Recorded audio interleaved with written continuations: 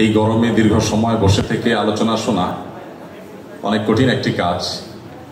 আপনারা অনেক বেশি ধৈর্যের পরীক্ষা দিয়েছেন, আপনাদের আর খুব বেশি ধৈর্যের পরীক্ষা আমি নিতে চাই না।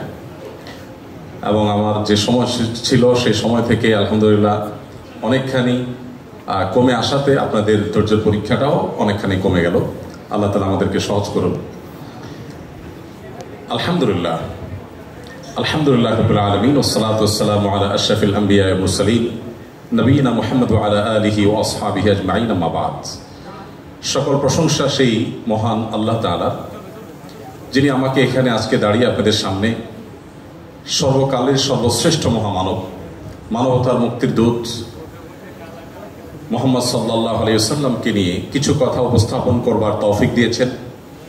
শুকরিয়া জানাই সেই মহান মালিকের, সেই মহান রবের, এবং সেই সাথে বিশেষভাবে কৃতজ্ঞতা জ্ঞাপন করছি ঢাকা বিশ্ববিদ্যালয় সিরাত মাহফিল 2024 বাস্তবায়ন কমিটির প্রতি, যারা আমাকে এখানে দাঁড়াবার সুযোগ করে দিয়েছেন।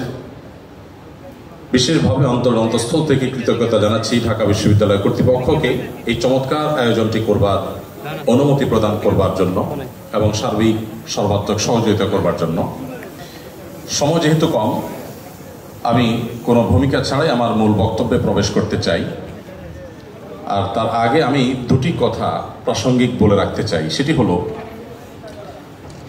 কেন প্রিয় নবী সাল্লাল্লাহু আলাইহি সাল্লাম সম্পর্কে আমাদের জানতে হবে।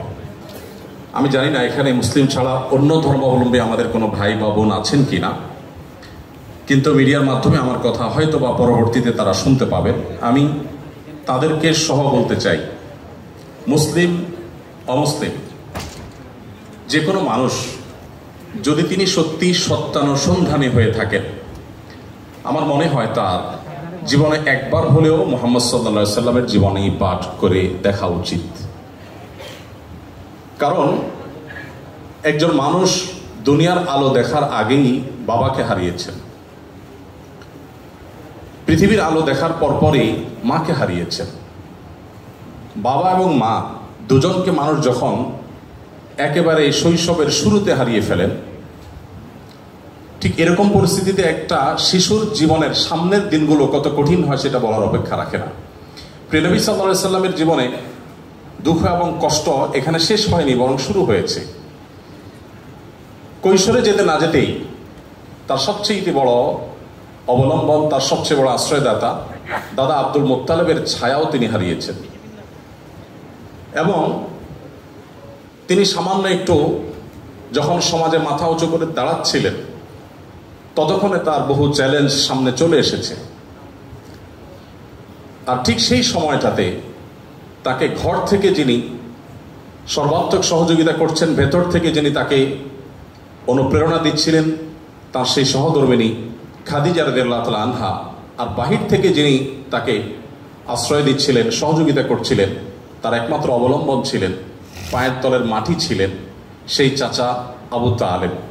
ঠিক একই সময় আল্লাহ রাব্বুল আলামিন এই দুটি ছায়াকেও তার মাথার উপর থেকে সরিয়ে নিলেন।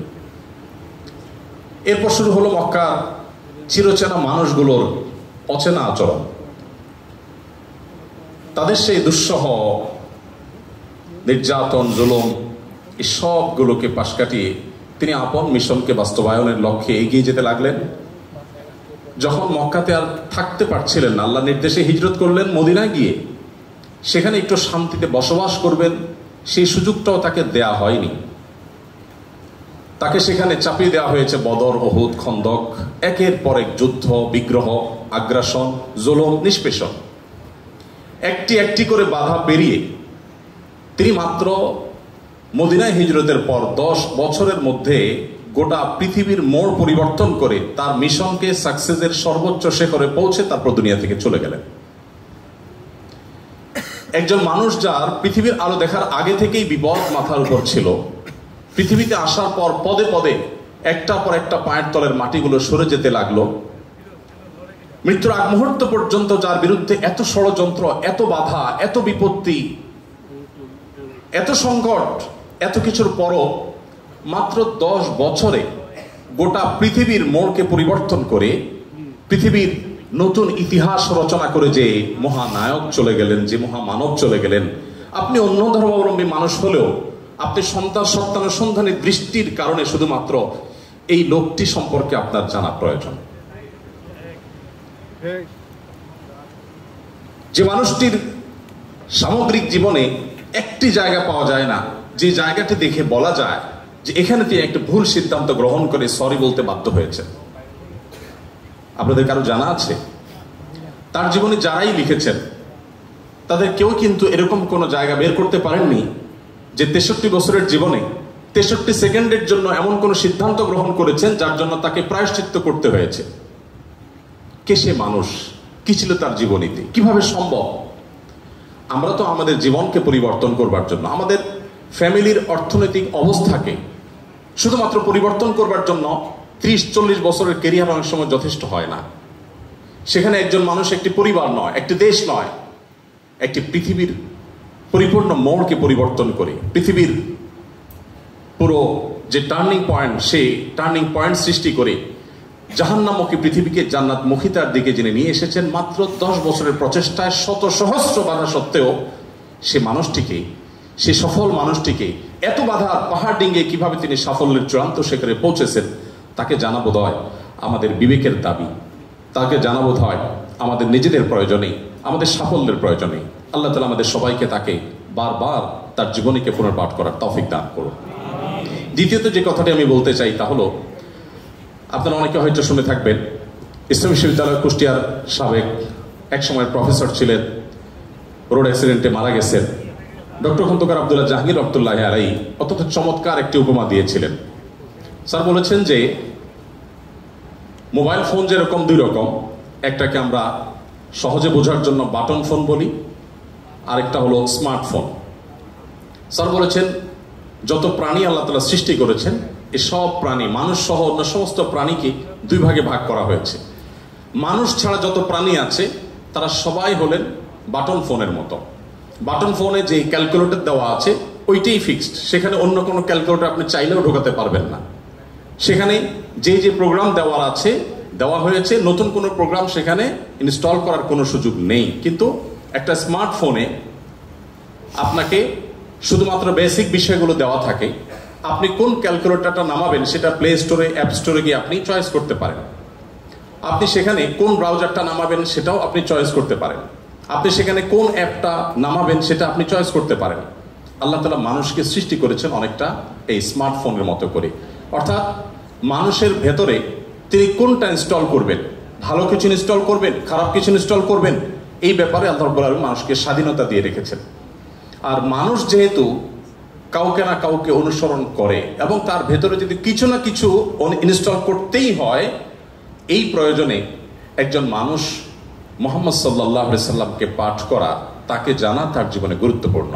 কারণ তিনি তার আল্লাহর দেওয়া ব্রেইনে, মেধায়, তার ভেতরে তিনি মুহাম্মদ সাল্লাল্লাহু আলাইহি সাল্লামের আদর্শকে ইনস্টল করবেন কিনা এই সিদ্ধান্তটা নেওয়ার জন্য তাকে জানা প্রয়োজন। সম্মানিত উপস্থিতি, সেই প্রিয়নবী সাল্লাল্লাহু আলাইহি সাল্লামকে জানার জন্য আমি আপনাদেরকে বিনীতভাবে অনুরোধ করতে চাই, গোটা পৃথিবীতে যত মানুষ এখন ইসলামে এসেছেন, কিয়ামত পর্যন্ত হয়তো যত মানুষ ইসলামে আসবেন, তাদের সবার উপর অ্যানালাইসিস করলে তারা কি কারণে ইসলামে এসেছেন, অন্তত বিগত দিনে যারা ইসলামে এসেছেন তাদেরটা যদি অ্যানালাইসিস করা হয় তাহলে দেখা যাবে, আমি অন্তত আমার অভিজ্ঞতার আলোকে বলতে পারি, যত মানুষ ইসলাম গ্রহণ করেছেন, ইসলাম এসেছেন, আমি প্রত্যেককে নতুন মুসলিম হয়েছেন তাদেরকে জিজ্ঞাসা করার চেষ্টা করেছি কোন কারণে আপনি ইসলামে এসেছেন। কারণ আমরা মুসলমানরা তো আমাদের আচার আচরণ, আমাদের কাজ কারবার দিয়ে আপনাদেরকে অভিভূত করে ইসলামের সৌন্দর্য আমাদের কর্মকাণ্ডের মাধ্যমে ফুটিয়ে তুলেছি, এমনটি ঘটার কথা নয়। তাহলে কি কারণে আপনি ইসলামে এসেছেন? যত মানুষ ইসলামে এসেছে তার মধ্যে উল্লেখযোগ্য সংখ্যক ইসলামে এসেছেন কোরআন পাঠ করে, আর অবশিষ্ট যারা ইসলামে এসেছেন তাদের বড় অংশ ইসলামে এসেছেন প্রিয় নবী সাল্লাল্লাহু আলাইহি ওয়াসাল্লামের সিরাত পাঠ করে। বিধায় আমি আপনাদের সবাইকে উদাত্ত আহ্বান রাখতে চাই যে আপনার জীবনে একবার নয়, বারবার করে প্রিয় নবী সাল্লাল্লাহু আলাইহি ওয়াসাল্লামকে জানুন, তার জীবনের শুরু থেকে শেষ পর্যন্ত নির্মোহভাবে পড়ুন। আমি নিশ্চিত করে বলতে পারি যে এটি আপনাকে প্রশান্তির চরম শেখরে পৌঁছে দিবে, আপনার ইমানের মিটারকে অনেক বেশি উপরে তুলে দিবে। আল্লাহ তাআলা আমাদের সবাইকে সেই তৌফিক দান করুন। সম্মানিত উপস্থিতি, প্রিয় নবী সাল্লাল্লাহু আলাইহি সাল্লামের জীবনের বিভিন্ন দিক নিয়ে আপনারা আলোচনা শুনেছেন। আমি খুব সংক্ষেপে প্রিয় নবী সাল্লাল্লাহু আলাইহি সাল্লাম কিভাবে দুর্বলদের আশ্রয় কেন্দ্র ছিলেন সে বিষয়ে কিছু কথা আরজ করতে চাই। প্রিয় নবী সাল্লাল্লাহু আলাইহি সাল্লাম সবসময় দুর্বলদেরকে আগলে রাখার চেষ্টা করতেন।